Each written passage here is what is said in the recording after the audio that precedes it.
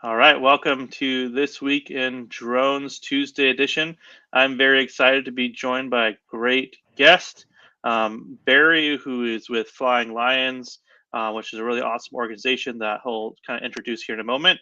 And we're going to be talking about just what they're doing at Flying Lions and also just what Barry's experiences with drones as a first responder and how that's evolving.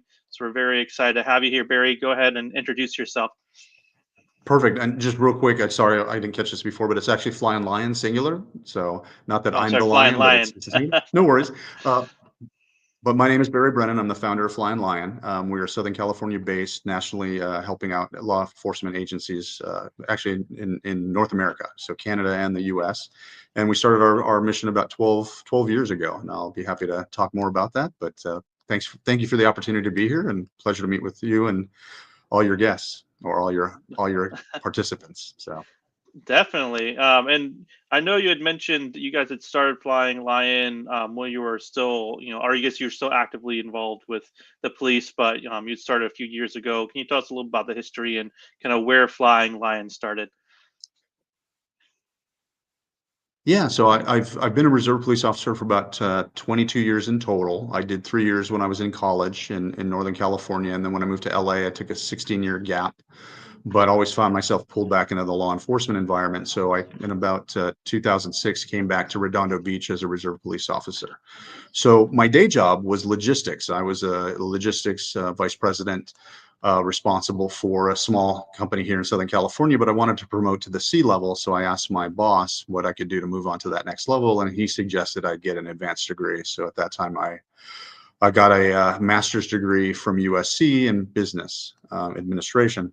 And one of the modules was entrepreneurialism. And so at that time, it was the eighth module out of 10. I was done. I wanted to just dial it in. I had a background in law enforcement. I had a buddy who had a drone and did photography and used it for B-roll at weddings. And we just happened to be traveling one day. And first we started out in the parking lot and he showed me what the drone could do. And here's the image that's coming from the drone. I thought that's amazing. And I was like, total being a wise ass. And I'm like, do you think you could fly down the hall of the hotel and just see if we could do internal stuff with it? And he's like, sure, let's try this.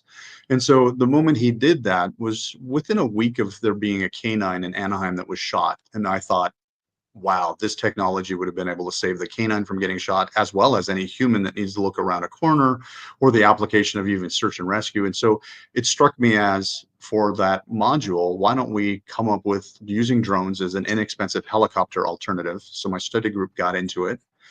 We created a business called Flying Lion that would be able to do that. And it was part of the pitch contest school wide. And we won the pitch contest.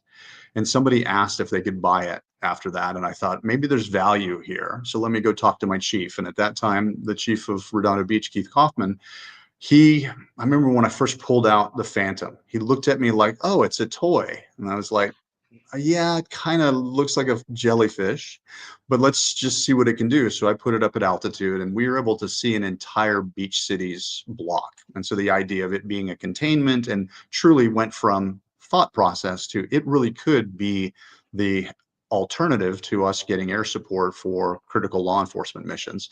And he said, that's the future. I don't know what we're going to do with it, but let's do something. So over the next 18 months, we figured out, why don't we come up with instead of a helicopter having to come in, because sometimes it could take us up to an hour and a half to get that air support. The idea was 30 minutes or less. We have a drone van with a 65-inch TV, an area where the technician can work on the drones or be able to work on the live feed, as well as the back area that pilots could have their batteries, their equipment, and their aircraft. And so this now became a mobile command center for drones. And so Redondo was our first contracted city. And within a short period of time, we had about 5 cities on contract to do that with drones. Then the thing became 30 minutes was too long. Officers were getting spoiled with that air support. So they were like, hey, can we teach officers how to use this technology? And at that time, we called them trunk drones. So now we've got a little more official and called them tactical deployment drones. But so we had the trunk drones, had to get the cops certified. And so I then took on the role of, let's teach officers how to get the 107 passed. And then as part of the 107, there is no actual flight training. And so the idea for me is like, well, if you're a traditional pilot, you have to get flight training in addition to ground school, as well as prove to somebody you can do this. So I thought internally, let's just do that of our own rules to say, okay, I'll get you through the 107. and then we're going to teach you how to be proper, safe and proper pilots. And so we were able to, in a short period of time, teach up a bunch of cops. And then I jumped from that to, hey, if I can teach cops how to fly drones, why don't I work with the rest of the community? Because I'm such a drone advocate that I believe that it's Yeah. beyond law enforcement. It's just the tip of the iceberg. And for me, it was the hard mountain to climb to get everybody else comfortable with using this technology. And so we did that. And so then we got a reputation for training people. And that got us in connection with CAPE and Chula Vista, who were running their DFR program. And they said, well, right now we're doing it with cops in the chair, up on the roof. So we'd like to be able to civilianize our pilot pool. And so can you help us with this? And so this was going back in 2019. And then our contract started with them in 2020, that we got into the civilian role of providing RPICs to law enforcement agencies to do this. And so within a short period of time, it went from 1 roof to 2 roofs to 4 roofs with them. But I can tell you, within a week of me doing this for Chula, Redondo Beach was like, hey, they were like a jealous spouse. They were like, you did it for them, you need to do it for us. And so we had the beginnings of a drone program, DFR, starting in 2020, happening in Redondo Beach. That was the second, actually probably the third agency in the nation to do this, because Clovis was running something at this time that we were getting some information from. But that's what got us started in the DFR world. So then it became, can you help us with the FAA regulations? Can you help us with staffing? Can you help us with equipment leasing? So Flying Lion quickly got into the business of just helping agencies get their programs going. And we jokingly refer to it as our menu of businesses is like a pizza menu. You can have a simple cheese pizza, or you can get it with everything. And so we can help agencies do everything we can to get them up to speed using those different categories that I just talked about. But the idea is that we want to be the advocate for, in public safety, that we want to make sure that people are doing it right, doing it safe, and having programs that are going to meet that scrutiny of the public, that every time something goes bad in law enforcement, we're hit with a broad brush. And so the idea is that if we all don't do it right, we hurt each other as organizations. And so the goal is, one, safe, because we never want to have a conflict with anything, because, physics is a bitch. When stuff falls out of the sky, it comes careening down, and it's like the weight of a bowling ball. And so you have a ground risk, but then you also have all the crewed aircraft that are flying around that we don't want to do any harm or any risk to them as well. So that's always been our advocacy. And so Flying Lion in that sense is that we've just want to help people do this the right way. And we have a commercial division. So it's that same thing on the commercial side too, is that if people are going to use this technology, one of my biggest pet peeves is when somebody goes, oh yeah, drones are okay. I'm like, no, they're not okay. Like, they're the best things ever. And if you don't have that same attitude, you've just not done it right. And so our goal is to help those folks adapt this technology, because it's not just law enforcement. It's just not pretty pictures. It's just not flying. It's a flying computer that can be programmed to do whatever we want it to do. So the future is what I see as unlimited.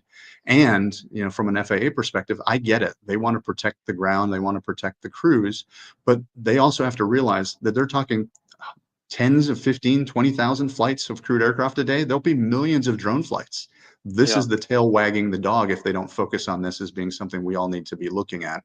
So I'll get off my soapbox. Hopefully that's an introduction. Do you have any perspective on the Part 108 coming out? As far as I know, it's kind of more geared towards drone delivery, right? Kind of left out the police. And again, we on this Tuesday edition, we haven't talked too much about it. David on Thursdays had quite a bit of conversation about it, and one thing I think was, sorry, go ahead.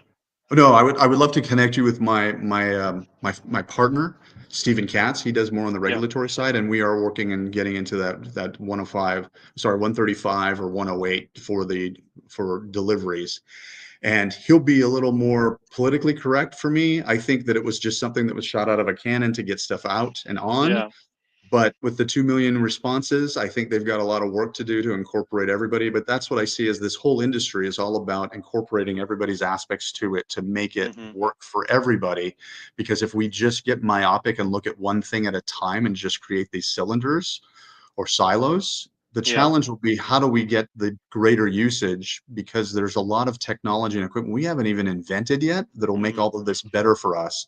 But those are the pieces of how do we have all that come together, versus just saying, here's law enforcement's use, here's this use, here's this use, here's this, with 108 came out. And I think 108 came out too narrow. I think there's a lot of broad spectrum of what could be applied to it. And I hope with the questions that came through, they'll see that and as quickly as you can get through 22, what was it, 20 million responses or questions. How do you get through that quickly? But that's the incorporation of all those different elements, because I think Yeah. everybody did a better job with this than when the 107 came through, because I think there was only 40,000 responses on the 107 rules when they came Yeah. into effect. So there's a lot more people interested in what's going on with drone technology than there were back then. So I guess the FAA found out that a lot of people cared quite a bit about what they were doing. This is a little bit off the beaten path, but on one of my last shows, somebody made the comment about, with the new Part 108, it does allow critical infrastructure to start kind of closing their airspace potentially, and who knows what that Mhm. will exactly look like. But one concern, especially from your perspective as somebody who's a drone advocate, looking at drone delivery, DFR, drone as first responder, even utilities, the kind of list of people utilizing drones is growing longer. What happens if you have like we call it the Swiss cheese effect, right? Where you have, Mhm. the utilities like, well, nobody's flying over any of our assets, including our power lines, and then, the water treatment plants like closing down all our airspace. I don't know. I mean, I guess, there's somewhat narrow of a use case, but eventually everybody's going to want to have their site be close to the airspace. Do you think that could A, cause kind of a Swiss cheese effect, or B, maybe kind of a tolled airspace where the utility's like, well, we'll let Amazon fly over if they, kind of pay us, or, who knows what that will look like. But do you have any thoughts on that as far as being kind of a drone advocate? What some concerns could be with around that? I do, and going back to the national airspace concept of it being for all, I think is the best way to say. I love that thought when I first learned about that's what the FAA's choice or challenge was, is how do we allow this airspace to be used? But they've already predetermined airspace for aircraft, how you use it, where you use it, Hmm. protecting airports and all that stuff. So they've done that. We have boundaries in the sky. So I don't think it's unreasonable to put that application down. I just don't like the idea of somebody like what was the movie called The Village. Yeah. There's an element in The Village where they said they were so rich that they were able to get the FAA to designate the space around them and aircraft couldn't fly over it. I don't want it to be like that. I don't want there to be this absolute control of it, but I do want there to be a higher level of control. But I think we can do it just like we do on the two dimensions of roadways and private property. That people want to protect things, but can you protect things from everything, or should it be just reasonableness? But I'll come Yeah. back to the law enforcement application of it, that if we have a critical incident and there's somebody that's barricaded themselves in the house, one of the jokes that we've talked about is the nightmare of we're on it, we're watching the house with a drone and we're monitoring that. And all of a sudden, here comes a Walmart drone. And if we're in Texas, they're probably going to have ammo and maybe even weapons they could sell to it. So it's now rearming this person. And then the same thing with now the Uber delivery drone is flying in and it's going to be delivering food to this person. We'd like to be able to lock that out. So there are things that, from a personal property, law enforcement, there are rules that we'll have to be come up with, but they're no different than what we've established in private property. Who owns the private property? What are the boundary lines? It's just going to be in a three-dimensional environment versus the two-dimensional of a map. And if even the complexities of you own your surface, but you don't have surface rights, you don't have mineral rights, you don't have water rights. So there are ways to change. And going back to what you described as Swiss cheese, we can do that with airspace as well. That we just, right now, it's been we haven't had a lot of activity there. Now we're going to have those activities to challenge those rules and those obligations, but we will have to figure out how that best works, because I also don't want to create these ginormous roadways in the sky, because it's not the most efficient way for drones to potentially Yeah. travel and operate. It should be safely balancing. They're not going to run into anything else over there, and they're not going to be the constant annoyance. But this is the joke with in use in what I call general aviation. Yeah. Everybody that lives around an airport, the first thing they do is, because they don't have a plane, they complain like, oh, the airplane's so loud and we have all of these sound mitigations and all this stuff. It's Yeah. like, when you bought the house, did you realize there was an airport next door to you? Like, why are you shutting it down after you've been here? It's been there 50 Yeah. years, 70 years. So it's that kind of stuff that will have to be taken into consideration. And I call it the firehouse thing, that people that live next to the firehouse, the first thing they say is like, every time, it's because that's where the fire trucks are going in and out of. They're always on, they're always turning their siren on. It causes that annoyance. So if a drone is always launching out of an Amazon warehouse and always going in the exact same direction, I could see that being that nuisance that people would be afraid of. And So I guess, we're sitting, we don't have any control over what happens with the FAA, but do you imagine there might be a shift away from that national airspace towards privatization of the airspace, where you have, like you said, like you have your property rights, your mineral rights? Do you think there could be a situation where maybe the FAA just disbands and then, or it becomes I very limited, right? Not disbands, but they just very limit to a certain, like we're only doing over 6,000 feet, or whatever, like 30,000 feet, will engage there. Anything underneath that is now privatized. yeah, you see, know, I'm a political science major. My original degree was in political science, so I believe in limited government, doing it the best balance, because otherwise it becomes a bullying of too much money. People can yeah, buy things, people can change things. I don't want it to be a auctionable function, whereas I do like that concept of protecting it for everybody's use, but then coming up with rules of operations that make it better for individuals and or organizations. But I didn't like what 108 was kind of doing, where they were like, yeah, what we're going to do is privatize the control of it so that Amazon's going to have their whole space yeah. of what they can control. No, let's not go to that extent, because I do feel that for the protection of the greatest good, we have to have these rules in place that take into consideration the greatest good versus the economic desire of a particular either individual or organization. So No, I think that makes a lot of sense. And that kind of brings us a little back, talking about kind of the greater good and the police and kind of seeing what they're doing. Would you mind kind of talking a little bit more about? I know you said that you helped start some of these CFR programs, but maybe go a little bit into some of the details around what that looked like. How did you get community buy-in? I mean, we're talking about airspace rights and all that, mhm. but at the end of the day, if your community where you're using these drones has suspicion around it, doesn't like that, they're afraid, the police, like, why are they flying these drones? You can cause a lot of problems. And then you also have the challenges with funding. So when you were kind of starting up these Yep. programs, how did you get community buy-in, and then how did you turn that into some momentum to get funding for these really effective drone programs that you started?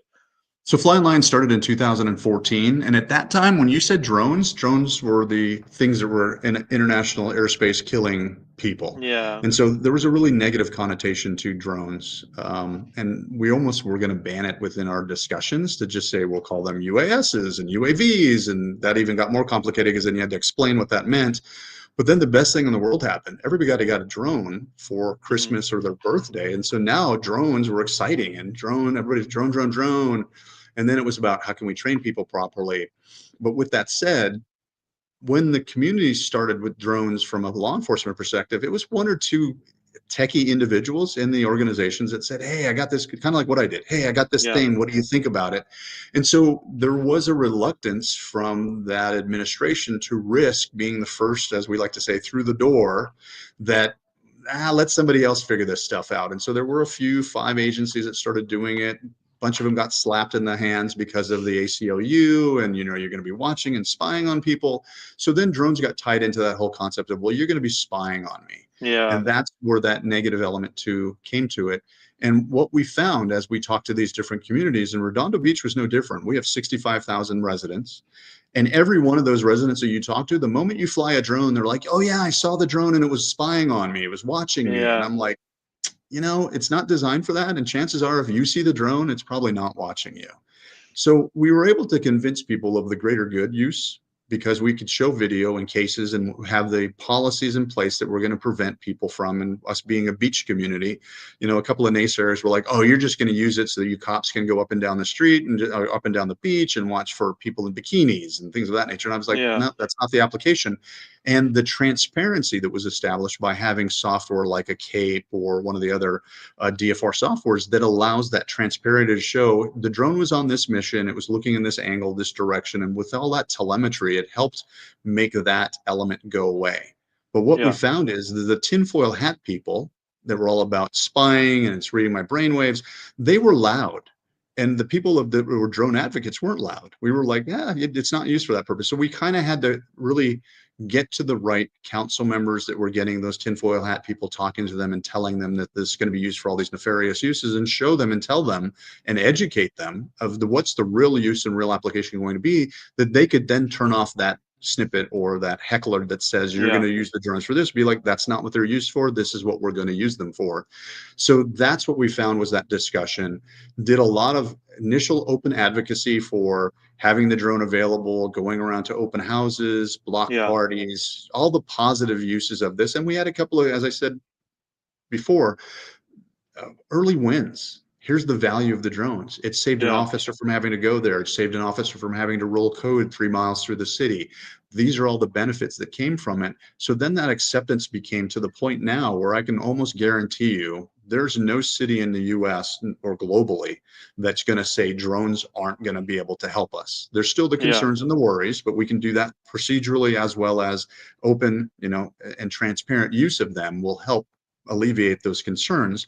Those concerns aren't there anymore. And so with that said, now it becomes back to what technology should you use? How much can you afford? Where are you going to get the funding? And those are the pieces that are the challenges now to make sure that you have the right systems, the right technology, the right aircraft, and that fits your budget and fits your community.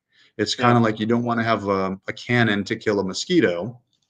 Same thing with some agencies are going to get sold potentially like, oh, you need to do this, this, this, and this, which is really expensive, but what's that return on investment? And me as a taxpayer, like I always come back to the balance of public safety, advocating for the technology, but as a taxpayer, it's our taxpayer monies that's going to pay for some of these things, and I don't want them to be follies. I want them to be, this is a good set of equipment, this is a good way of procedurally to do this, and it's only going to enhance it and make it better. That's where I find that advocacy sometimes gets challenged, because the money will come if we show the value of it, and the return on Yeah. investment is an absolute. Drones are getting there. 75% of the time before any boots on the ground got, and that measure is by minutes. Like it's not like, oh, the drone just got there and somebody showed up. It's like, no, the Yeah. drone gets there, gets enough information to now begin either a larger follow-up as, hey, this is a big deal, we need to get a bunch of resources here, or hey, this is not something, I can monitor it and let's go ahead and cut everybody else out. And we're seeing about 25-30% of the time the drone can respond to the call and alleviate all the need for all other resources to come to it. So there is a huge value to the community in just that. And when Redondo originally did it, they determined that it was almost $300 per call. And at that time, their drone cost was the program was basically $1,000 a day. So if they cleared 3 calls for service without having anybody on the ground dealing with it, it was a net neutral to the community because of that balance. Now we Wow. go into those other factors that I was talking about. That imagine all the less use of force, the less time and distance you have to travel driving code, or the Hmm. emergency lights and siren on, the less uses of force because you're coming to a situation where there's a greater amount of known versus the unknown. The ability to say, hey, this is a barbecue that's just got a little flame out. It doesn't require the whole fire station or all resources to come to this. These are the things that have value to them. So what's that cost? And Yeah. conservatively, I could say that would be in the millions of dollars a year if they're using this technology the right way to eliminate that, to prevent that. So these cities will be able to afford the use of this technology. And the other part of that is that it parlays into fire and PD can share a resource, but now public works, city engineers, and even from the standpoint of city councilors or mayors and things of managers can use this technology instead of having to get out into the field to check stuff out. Imagine the time saving to be able to just dial in and request a flight, because now it's a community drone, not just Yeah. a fire safety or law enforcement drone, that I can go and do an inspection from my office. Or instead of having to hire somebody to come out and do this expensive engineering inspection, I can get them the information from that drone to be able to use that, or they can fly it with us and inspect it live in the real world and determine there's no threat, there's no issue, and we can get to it in a couple of months versus somebody flies out, they get to it, they got to justify their value of why they came out. And so now things get thrown into this huge expense category. Those are the kind of things I think technology with that community-based drone will be able to afford, and save money for the communities to even use it more Hmm. often. So Well, too, I mean, I don't know if this is the case in your city, but I was talking with some folks in some like northeastern cities like Pittsburgh. Sure, you imagine they have a lot of bridges there that yep. are older, and they can't always inspect them very easily. So, I believe, the police that kind of partner with the city to start and, doing some of these inspections, and just being able to have that resource where you'd have to, potentially even have a helicopter from some of these bridges, or utilize cranes, or much more expensive, difficult methods. You're starting to see Absolutely. just that, you're able to, even like a bridge gets washed out, or there's an earthquake and you're doing surveying of damage. So a lot of different ways that you could, resource the community. Did you find that as you were kind of bringing the shared resource model to the table, that that also unlocked some funding, or kind of made it a little bit easier to get resources? It does, because I think what was happening there, and so the risk manager in Redondo Beach was so excited by this technology. They actually said, "Hey, anytime you got to put somebody up on a ladder or put somebody in a cherry picker, why don't we get the drone to look at it first? Because that's going to save the risk of somebody getting hurt." So it starts out with that simple, basic concept. But with that said, so then in sort of the cities, this is the way I look at it. The city is still going to pay for it, so rather than just it coming out of the police budget, police and fire can share as the majority users, because that's where it comes from. But then every department that's going to do this, or the city manager, can make a determination of, 2% of our overall, smart city budget will be applied to drones, and everybody can take advantage of it. That's where that value will come from. And then it's not a burden of the police department to support, man, and run, because then it becomes that community drone. And I look at it in two senses: of one, there's greater applications of funding, but then there's also of a greater appreciation from the entire community that it's not Yeah, just cops spying on us. That could be a yeah, civil engineer inspection. That could be, what you described in the bridges, taking a drone and getting underneath in a place where somebody's going to have to be tied back or in a bucket. All of these things are putting the human at risk. Why not take advantage of this technology and just have it be better, get you more information? And then the cost effectiveness of this is the drone flights at that point will then be pennies, yeah, because it's there, it's available, why not run it? And so now you can actually do monthly inspections instead of annual inspections, or even some of the bridges haven't been inspected thoroughly in years. But yeah, then you have the ability to measure from year to year, what's the yeah. change, what's the difference. And so in Redondo, using the public works example, so we have a break wall, and the sand from the ocean comes in and fills it in. And so slowly the harbor gets filled in with this sandbar. They Hmm. were able to use, over the course of 3 years, the drone to determine, hey, every month, they ran it once, I think every 6 months, but after storm season, they could see that the sandbar grew. It diminished a little bit over with summer use, and then it would come back again. But every time it just kept building and growing. But they were able to take that data and go back to the people that were responsible for getting the dredging set up unscheduled on a regular basis, instead of it being a once every 5 year that they start the request process. So then it only happens once a decade. They're now able to get it addressed sooner. And one of the things for them is that they were able to get more mooring sites up. So they have transient sailboats that can come up and potentially contribute tax dollars to this, because they can now take, Hmm. 30 boats instead of the 10 boats. There's, again, all of those really tangential things that you don't think about that the drone can help with, but then help generate or bring money to the community. So Yeah, and you were talking a lot about fire, and I know, California has had some unfortunate incidences with fire, but I imagine they can the fire. I don't know if the fire department's necessarily as involved with that than the city, but could be utilized for, looking at the forests and making sure things are, finding hot spots, even with like the, thermal cameras. Now you can see if it's a really hot day, kind of yep. see where those risk factors are. Even within the city, if you have a water treatment plant and they have, certain chemicals they're using and they heat, you can start utilizing that to see, where those risk factors are. And I think right now there's a lot of good companies that are working on coming up with that technology. And I know that I think it's UC San Diego that's got a good fire spotting technology that using cameras, but because of the element of a drone is nothing but a flying camera. Now a drone flying in those environments can actually expand the area of coverage to get more rapid response to. Because if we can catch a fire in that first 20, 50 minutes, I think there's like there's a statistic that says, 50% of all fires are, diminished within that if you get to it that quick. It's once Oh it well. goes beyond that. And those are the things that I think will be very beneficial and helpful. And I know that, again, software, aircraft, and bringing those technologies together, we're trying to do that. We're just unfortunately still using the more traditional methods of fighting those fires, and those individuals that are responsible for those crewed aircraft are wanting to keep them safe, so they're not incorporating. This would be my one slam for what happened here in Los Angeles, is that with the experience of the drone technology that we have, there was a lot more that could have been done from a drone perspective in those environments than was used. And part of it started off with the wind was at a hurricane level to start. So Oh even wow. traditional aircraft weren't flying. So could the drones have done anything in that moment? Those 3 hours of the hurricane winds plus the potential spark? I don't think so.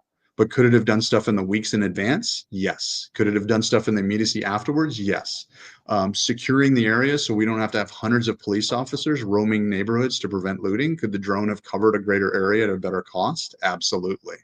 But because the powers that be and some of the agencies are not being comfortable with the use of this technology, it didn't all come to bear. But now it will, because they're looking at every option to make a situation like that, one, never happen again, and two, how do we respond to it when it kicks off at this level? So uh, unfortunately, at a lot of lives as well as property expenses, we've learned some valuable lessons that I hope that we apply that to using this technology better in the future. No, I very much agree. And I think one encouraging thing, I mean, I've talked to a lot of, folks very active in the DFR space or drone as first responder, just even utilizing drones as police or first responders. And it just seems like every year there's just more of these really amazing stories coming out Yep. of lives being saved, right? Just because you had a little bit more information. But going back to what you said about the fires happening there in California, I know we had that incident where the drone struck the Canadian Super Scooper airplane. We actually, in not real time, but on that week of show, we did discuss that a little bit, and actually followed that story on the show. And I think one interesting thing, I mean, we talked a little bit earlier about the FAA, the Part 108. We're going to start seeing a lot more traffic, right, with Amazon drones. I don't know if you saw that incident where the drones kept on hitting the crane because it was in their Mhm. flight path, right? Yep. And I know at Flying Lions, you guys do a lot with coordinating, especially for events and things like the airspace. What do you see as some of, like, we've talked a lot about the good uses of drones, but on the flip side of the enablement, right? Because you have to Mhm. enable this safe airspace. What do you see on that side as far as communities coming around to create that kind of safe airspace? So, we have a lot of detection for that, when airplanes are flying by, they're broadcasting. We have these long range radars that see that. But when we're looking at the short range, 200, 400 feet, we don't necessarily have as much detection in that space to kind of create and deconflict or let people know what's in the airspace. So, what do you see on that front, especially as we have a much higher trafficked airspace? Well, I think it's an absolute necessity for safe flight for us to be able to identify other drones that are out there because we have ADS-B for aircraft. If you're in the Mode C Veil, there's some radars like with what you guys are developing at Echodyne. But it's the low level, close to the aircraft, close to the drone that is going to keep those operations safe. So I see that as being an absolute. That's the only way that you can have safe flight is by having that knowledge of what's around you. Now, coming back to a community, and this is where I think that it goes back to now there's a potential to monetize this because if you do as a community monitor what drone air activity is being used and it's being used for um, most cities have a permitting process for if you're going to do a drone, you're going to do this just like taxis. But now, how do they monitor what activity is going on, and how do they determine who's doing the deliveries? Is it Flytrex? Is it Amazon? Is it Google? Is it Uber?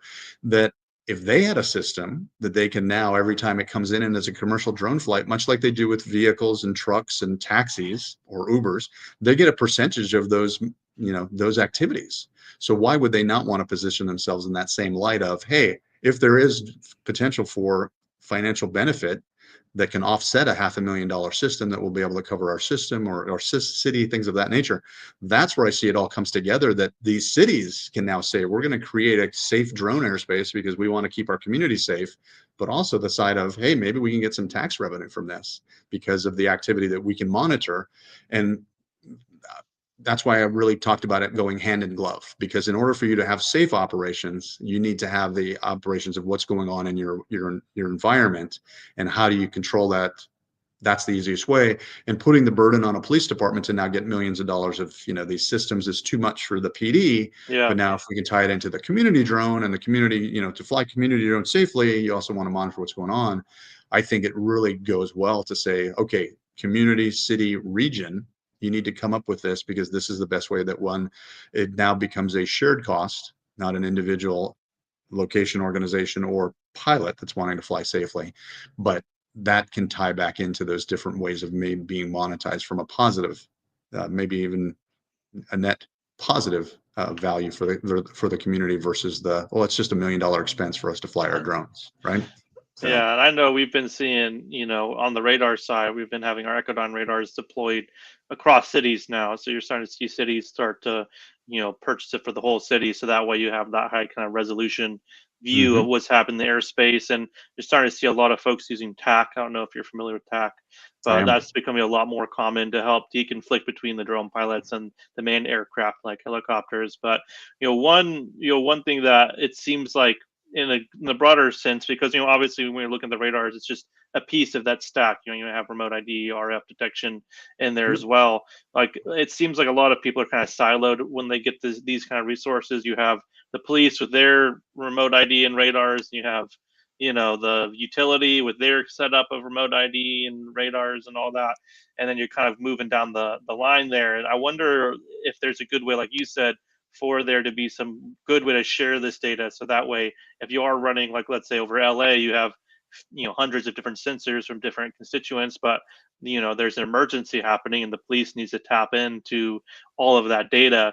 What do you see as the future of that? Do you think there's going to be some like almost like eminent domain over some of this data where the police or the city might try to capture it? Or I know the idea or the ideal would be community resource, but a lot of people don't like sharing their data. As you see, it has Uh, some value to well, it. data has the value, right? That's the what do they Uh, call it? The new oil, right? So with that said, if you have the data, you control it. That's why I'm thinking that it has to be a larger overarching entity that can charge for you to be part of the getting the data resource, sharing the resource. But for them, how do they monetize it? And um, it's a good question. How does that ultimately play out? But I think it's necessary for us to have safe operations. So um, if organizations want to do it themselves, then they do it to protect themselves. But then I see a whole bunch of mishmash of all these different systems that, are or are not talking to them. But I also see value in there being different levels of technology because nothing is perfect. And it's the overlapping or the layering that needs to go on in order to be these more perfect systems like ADSB, visual, you know, radar, RID, all of those things play together. But at some point, I think having who controls it, I don't have the answer to it, but whoever controls it's going to be the one that's going to be making the money from it is the way that I look at it.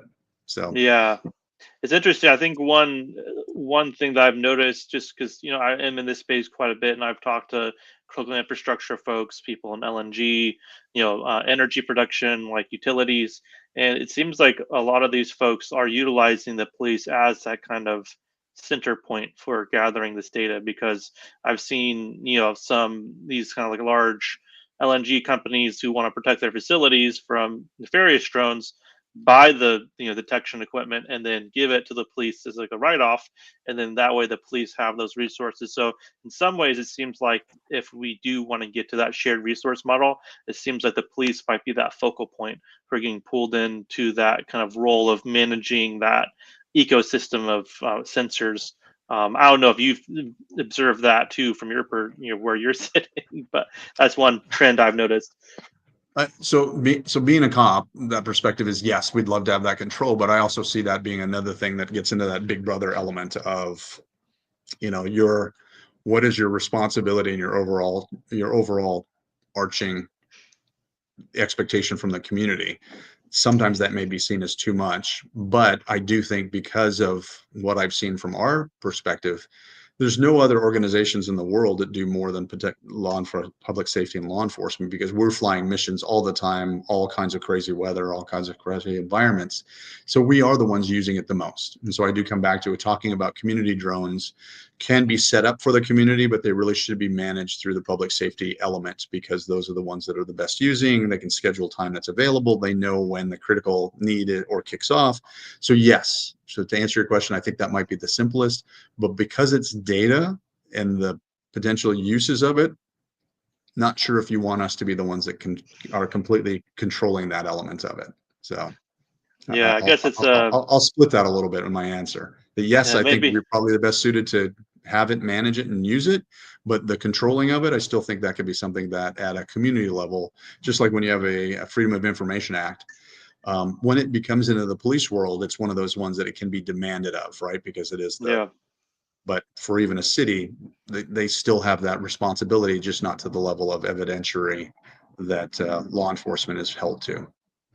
Yeah, well, maybe there needs to be like a new kind of task force between the city and the police, because I think the one reason I think the police are being put in that position is because, we talked a little bit about events before, we could jump on the live show, but I do think as you see like FIFA and the World Cup and the Olympics coming through, you're seeing that, obviously, there's a lot of risk factors when you're protecting those events, but drones, with it happening in Ukraine and around the world with drones, there is that fear now of there being, bad actors utilizing drones.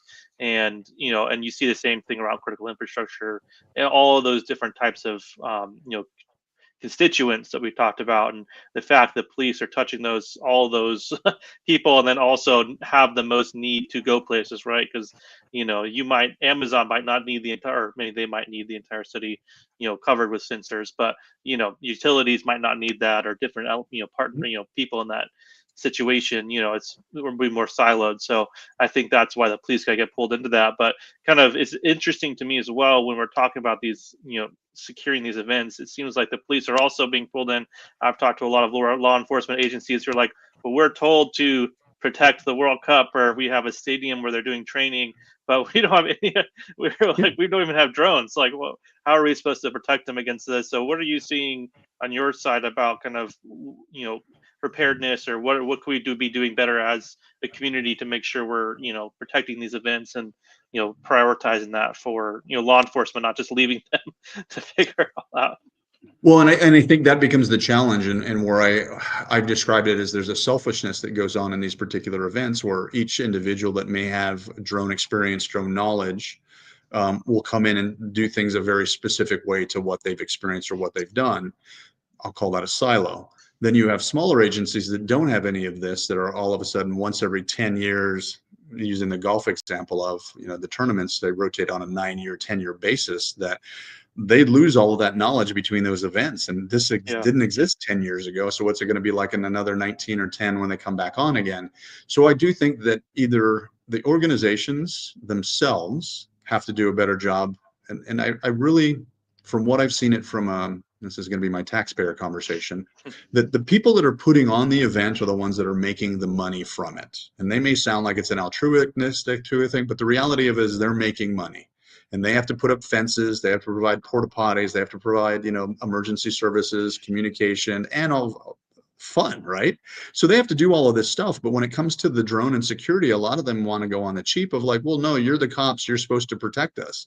Well, yeah, Yeah. I'm supposed to protect something that's not an additional 20,000 people to our population in a short duration of time. So there's value that needs to come from them. So rather than burdening the smaller agencies to say, you need to provide this or do this, then it becomes those organizations should be responsible for providing those securities, just like they would guards, just like they would gates, or paying the agencies to provide the staffing to do this. Same thing. They should be providing the drone elements of it, because I see it on 3 levels for them. They're protecting Yeah. their individuals that come and pay money to go see the event. They're providing and protecting the people that from harm that's going to happen there. So a drone flying overhead or a nefarious drone, something bad. But even on the intellectual property side, people can film and record this stuff, and so they're Yeah. protecting those people that are there to make sure they're safe from both a physical standpoint as well as their intellectual property is protected. That's the burden for them. Now, when I have those conversations, I quickly get kicked out of the room, because they're like, yeah, you're not going to make another expense for us, because right now people are doing it for free. But what I'm seeing is the best application is the combination of that public-private partnership that brings those elements together to do it. Because the other thing that I've seen, and just, you, me, and all of your people watching, sometimes agencies don't get along. And when Yeah. they don't get along, they don't work well together. They don't do things to help each other out. They don't share the burden. They share the responsibility. They're like, you do this, I'll do that. And what we found from a drone perspective, that can leave a big gap and a big hole. And so what Yeah. happens is, if you have an agency that's very forward thinking and very answered their drone technology, they just may not have the capacity to do some of these larger, higher population events. But most agencies are somewhere in the middle of, they think they've got a good drone program, but when they really roll it out to one of these larger events, the example I use is like Beverly Hills. Their drone is up 40 minutes of every hour because they're absolutely pro technology and pro drones as part of Yeah. that technology. There's no other agency in the nation that does anything even close to that. And it's because they feel comfortable with it and they can afford it. That's why they do it. But then you get to a smaller agency that just has a couple of days a week DFR program, and now they're going to convert that over to like, oh, we're going to help with the high population event. They just don't have the knowledge. And so that's Yeah. where Flying Lion, this is a little bit of an ad for us. That's where we're stepping into that gap of we're able to come in on a short period of time, bring in the additional resources, equipment, systems, knowledge to be able to have these things run very smoothly by that being coordinated by a singular organization rather than it being that multiplicity of like, okay, you'll do this, we'll do that, you stay over there, we'll stay over here, because we've seen when that happens, either drones are getting up and conflicting in airspace. And so again, two drones colliding in air over a high population event are going to probably hit some people. Don't want that. But if you just need a drone and it's a single event, multiple people can monitor the same video and just put in a request to the operator, say, hey, can you check on this? Can you look at this? Mm-hmm. And we find the most effective ways to do that. And when it comes to the Olympics, they're going to be here because of all the different elements that are wanting to jump in this. It's going to be a nightmare if we don't get our arms around what that process will be. And I'm describing it as even pre-vetting them to make sure that they can do what they say they're going to do, and then cut out the spaces and figure out the rules of operations or rules of engagement for everybody to have when they're using these drones in these large events. You know, there's going to be a huge geographic area here in Southern California. Mm-hmm. A lot of things are going to have to be protected simultaneously. The chances of any one agency being able to do that at that level is probably not going to happen. And because of the temporary nature of it, they're not going to want to invest in a bunch of training and a bunch of money. And then after the event's over at the end of the month, where does it go? It's what's the next plan? So I think we'll struggle with that for a while, but I think give it 3-5 years, it'll be such a commonplace that all of this stuff will be wired. Just like every large high population event you go now, they got the food vendors, they got the fences, they got the porta potties, they got the entertainment. They're just going to have to add another layer of how the drones are working in this environment as well. Yeah, and I think you had mentioned one thing as well, which I thought was interesting, is your approach when you're essentially being like the I'm sorry, I don't have the term off the top of my head, but you know, coordinating the airspace, or like the air Air marshal boss. or air Air boss, boss. right? Yep. So you're like, you know, when you're fulfilling that role, and I know that, you know, some of our radars have been some of the events that you've helped be an air boss for, and just being on that side when you're going into that, what is that perspective? Because I know you had mentioned, you know, if you're just allowing the police be the air boss for those situations, they just shut everything down, right? And at the end Yeah. of the day, those events, that's not necessarily best serving for the folks who are investing in those projects. So it'd be interesting to kind of hear your guys' perspective on how do you coordinate that airspace to allow commerce as well as security. Yeah, so I'm going to have to couch that a little bit because I'm going to talk about some specific incidents that came up. So the example that I can use is that initially there were two agencies that were jointly responsible for the organization. One was drone friendly, one was not. And the one was not was like 70-80% of the property was in their responsibility. So they basically said no drones. And then we got recommended by the agency that was comfortable with drones, and we got them up to speed. They said, hey, why don't you use these people to be the drone service provider for you? And then it stepped into that role of, now we did this initially as we were just going to fly the drone on the behalf of the organizer. Then it became, well, if we already have a drone in the air, we don't need to put up a PD drone. We don't need to put up a fire drone. We don't need to put up the FBI drone. Why don't we just use the drone that's in the air to do these multitaskings? Because not everything is constant. As you know, it's like the ocean. It's got tides and waves and wind, right? So there's different elements that come up at the same time. But the best example I can use is that at one of these events, the governor was coming and the lieutenant governor was coming, and both of them don't like each other because they're from different parties, but they all had their own details that were like, oh, we're going to fly our drone, so you have to ground your drone. But with them watching how we do what we did, they're like, hey, can we just borrow your drone for a bit? Because then we don't have to put up our individual drones. So we went from having a thing of, we have multiple drones in the air with different entities and different organizations, to like, hey, can we just use the drone you already have?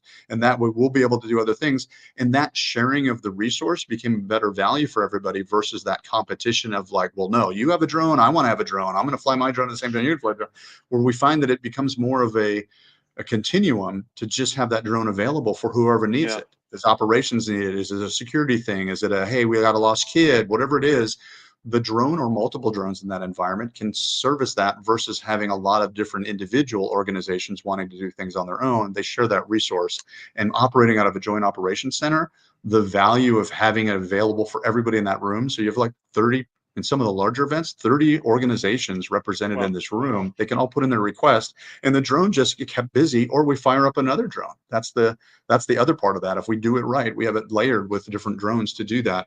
But we found through that process of being the air boss and controlling it, even makes the inevitability of, hey, if there's a crewed airship coming in, one, what's its purpose, and two, what's it going to do? But if we need to land a life flight, we can help coordinate that as well. We'll clear all drones immediately because we're now talking to all the drone operators, because they're the ones that are up and flying most often versus the traditional crewed aircraft that may or may not be in the environment. So we found that the drone operator was really in the best position to manage that operations from an air standpoint. So that's why it got relegated to being called an air boss. that makes So a lot even of though sense. Mhm. Out of curiosity, were your teams using TAC for that, like coordinating between the manned and unmanned aircraft? It Yep. seems like, I don't know if you have any comments on that, but the more I've been getting into this space, especially on the law enforcement side, it seems like TAC is really the where the conversation kind of ends up when you talk about that coordination in the airspace. I think one is because it's the ease to use, and the cost burden isn't too bad either. So I think it's been adapted that way. And most people have phones, so you can put it on your phone as your operator. So we know where where the assets are, and so we can communicate with them to say, hey, what do you need the drone? What do you want to do that?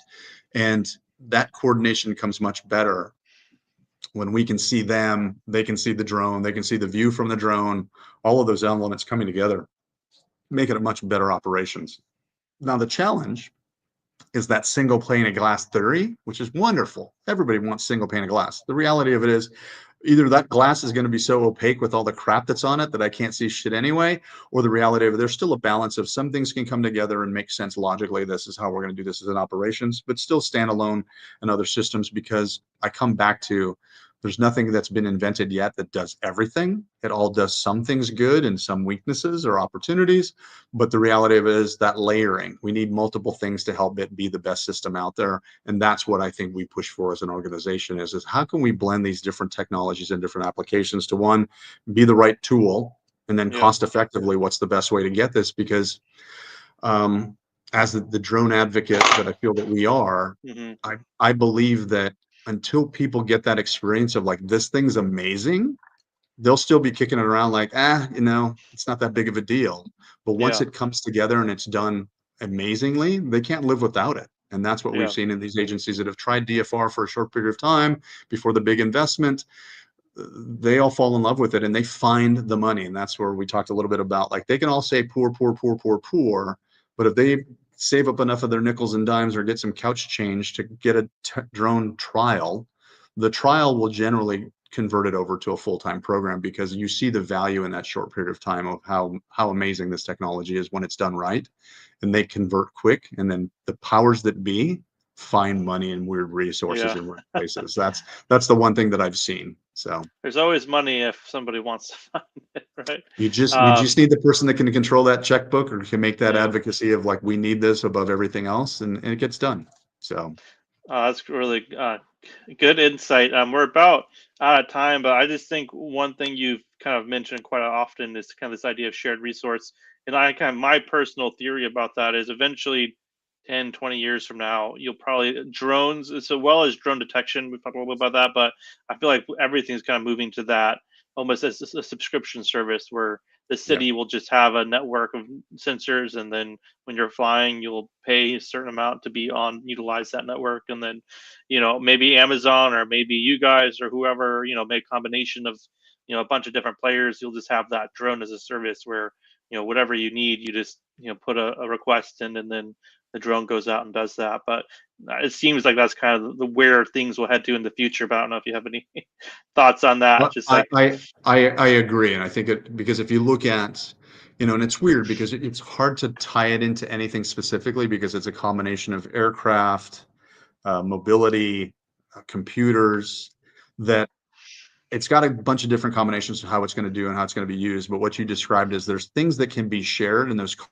they can be shared, the benefit or the person who's putting it in puts the stake in the ground and now makes it available for everybody else to chime in becomes a more cost-effective model than asking everybody to spend a lot of money for something that's going to be just used by that. And the best descriptor I'll use with that is that when we first started with phones, right? It used to be telegraphs. So you have to go to the train station to get the communication. And then rich people got phones in their houses. And then everybody had a community phone. But when I first started, I was so poor that I had a phone that had what do they call it? A party line. So it had a specific ring to it to know if I was to, to answer that call because it was for me or somebody else. Then everybody got their own phone. Then everybody got multiple phones in their houses. And then we got cell phones. And then we got into our pockets. So it continues to grow, and I believe drones will be that same idea of once it gets going and once it gets, people start feeling that they can take advantage of this technology, they will, and they'll absolutely do it. And the more resources we have and the more we can share that, the more cost effective it will be. Otherwise, it'll be like when we first started out with cell phones, you had a $3,000 phone bill. Now we're paying $40 a month for a phone, and everybody seems to be happy with that because that's just the way it was. But in the beginning, there were only a few people with those cell phones. So as the adoption, I call it the crack dealer theory. Once everybody gets excited about the technology and uses it, then they learn they can't live without it. Then they want to have it all the time, and they start using it for the simplest things. And I think the simplest things will be the home delivery that we will have.